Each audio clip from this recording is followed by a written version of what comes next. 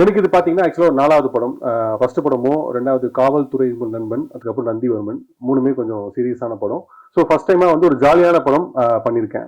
Full through out கேரக்டரில். படம் பேர் முஸ்தபா முஸ்தபா. மார்ச் 6 ரிலீஸ் ஆகுது. ஏன் இது சொல்கிறேன்னா, ஒரு வாரம் 10 நாளாக வந்து இதை மட்டும் தான் சொல்லிட்டு இருக்கேன். March 6 Mustafa Mustafa, March 6 Mustafa Mustafa. போகிற இடத்துல இதை பற்றி தான் பேசிட்டு இருக்கோம். நேற்று வீட்டில் தூங்கும்போது கூட பேசியிருக்கேன். வீட்டில் எழுப்பி சொன்னாங்க, நைட்லேயும் இதுதான் சொல்கிறேன் அப்படின்னு சொல்லிட்டு. ஸோ எங்க எல்லாருக்குமே ஒரு மிக முக்கியமான படம். இந்த படம் பாத்தீங்கன்னா ஃப்ரெண்ட்ஸ் எல்லாருமே சேர்ந்து ஒர்க் பண்ணதுனால கூட இந்த படம் டைட்டில் முஸ்தபா முஸ்தபான்னு அதுவே அமைஞ்சது.